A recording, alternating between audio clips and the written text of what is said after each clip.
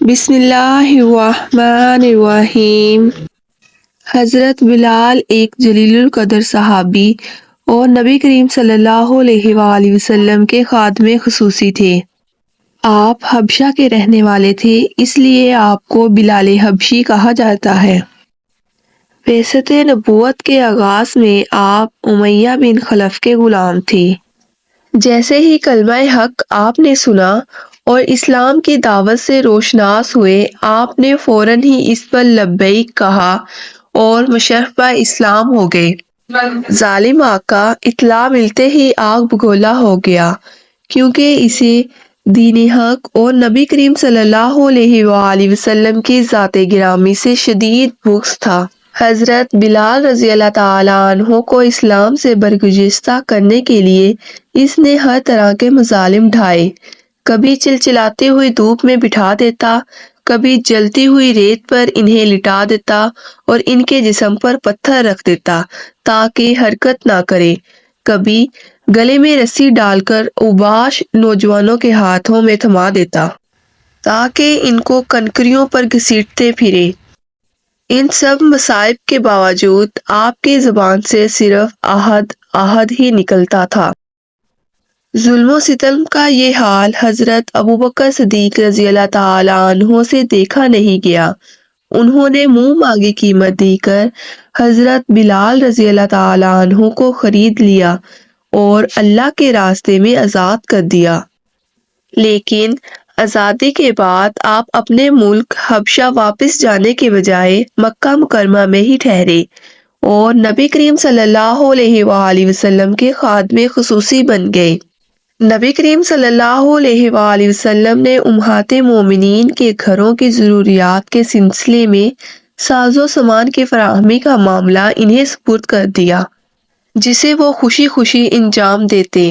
حضرت بلال رضی اللہ تعالیٰ عنہ کے مقام و مرتبے کا اندازہ اس واقعے سے کیا جا سکتا ہے کہ نبی کریم صلی اللہ علیہ وآلہ وسلم جب سفر معراج سے واپس تشریف لائے تو آپ نے حضرت بلال رضی اللہ تعالیٰ عنہ سے دریافت فرمایا، معراج کے موقع پر جب میں جنت کا مشاہدہ کر رہا تھا تو اپنے سامنے تمہارے جوتوں کی چاپ سن رہا تھا اور مجھے یوں محسوس ہو رہا تھا میں جہاں سے بھی گزرتا تھا میرے سامنے تم جا رہے ہو۔ آخر تمہارے پاس ایسا حسن عمل اور کار خیر کون سا ہے؟ حضرت بلال رضی اللہ تعالیٰ عنہ نے جواب دیا، میں وہی عمل کرتا ہوں جس کا اللہ حکم دیتا ہے اور جو آپ صلی اللہ علیہ وآلہ وسلم نے ہدایت فرمائی ہے۔ البتہ آپ صلی اللہ علیہ وآلہ وسلم کی ہدایت کی روشنی میں ایک نفل عبادت ضرور کرتا ہوں، وہ یہ کہ میں ہمیشہ باوضو رہنے کی کوشش کرتا ہوں۔ جب بھی میرا وضو ختم ہو جاتا ہے میں پھر سے وضو کر لیتا ہوں اور 2 رکعت نماز بھی پڑھ لیتا ہوں۔ یوں تو حضرت بلال رضی اللہ تعالیٰ عنہ کی بہت سی خصوصیات ہیں، لیکن آپ کی امتیازی خصوصیت یہ تھی کہ آپ کو مؤذن رسول ہونے کا اعزاز بھی حاصل تھا۔ ہجرت کے بعد جب نماز کے لیے بلانے کے طریقے پر مشورہ کیا گیا تو عبداللہ بن یزید کا خواب سن کر حضور اکرم صلی اللہ علیہ وآلہ وسلم نے کہا، یہ اللہ کی طرف سے ہے۔ حضرت بلال کو اذان دینے کا حکم دیا۔ چنانچہ حضرت بلال رضی اللہ تعالیٰ عنہ نے مسجد نبوی کے ایک بلند مقام پر تاریخ اسلام کی سب سے پہلی اذان دی۔ یہ اذان بہت یادگار اذان تھی۔ صبح کے سناٹے میں جب حضرت بلال اذان دے رہے تھے، خود بھی مسرور ہو رہے تھے اور مدینے کی ہواؤں کو بھی مست و مسرور کر رہے تھے۔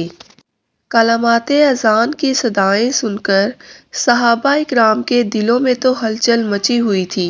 اہل کتاب اور منافقین بھی متاثر ہوئے بغیر نہیں رہ سکے، لیکن یہ تاثیر ان کے پتھر جیسے دلوں کو پگھلا نہیں سکی اور یہ سوچ کر ان کی جھنجھلاہٹ اور بڑھ گئی کہ اذان بلال اشاعت اسلام میں مزید اضافہ نہ کر دے۔ یہ اندازہ غلط بھی نہیں ہوا۔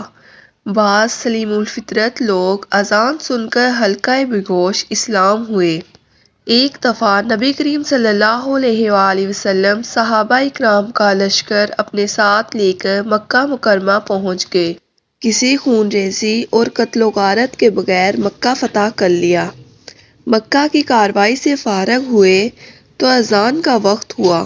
آپ صلی اللہ علیہ وآلہ وسلم نے حضرت بلال کو اذان دینے کا فرمایا۔ حضرت بلال رضی اللہ تعالیٰ عنہ نے کعبے کی چھت پر کھڑے ہو کر اذان دی۔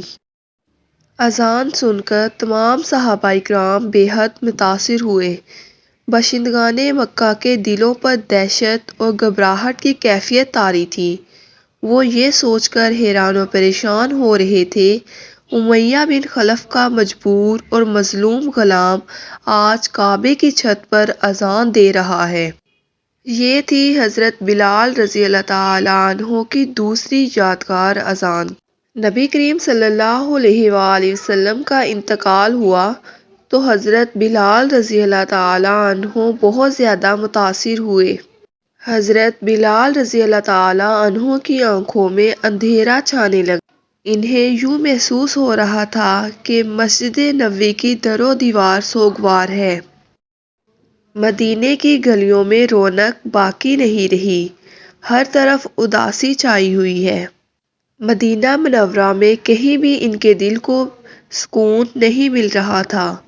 نہ گھر میں کوئی تسلی کا سامان نظر آتا، نہ باہر اطمینان حاصل ہوتا۔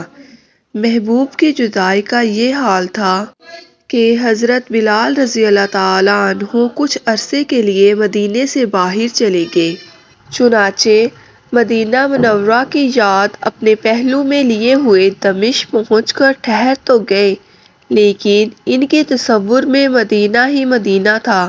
سرکار مدینہ کو یاد کر کے ان کا سینہ شک ہو رہا تھا۔ دمشق میں رہتے ہوئے ابھی تھوڑا عرصہ گزرا تھا، ایک شب خواب میں نبی کریم صلی اللہ علیہ وآلہ وسلم کی زیارت نصیب ہوئی۔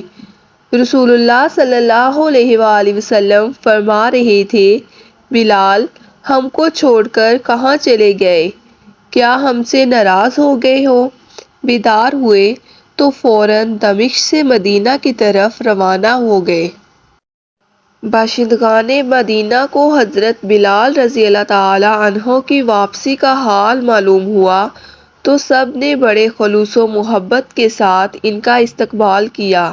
حضرت بلال رضی اللہ تعالیٰ عنہ مدینہ منورہ پہنچے تو فطری طور پر اہل مدینہ کے دلوں میں خیال پیدا ہوا، نبی کریم صلی اللہ علیہ وآلہ وسلم کی حیات طیبہ میں حضرت بلال رضی اللہ تعالیٰ عنہ جس طرح ہر نماز کے لیے اذان دیا کرتے تھے، اسی طرح پھر اذان کا سلسلہ شروع کر دیں۔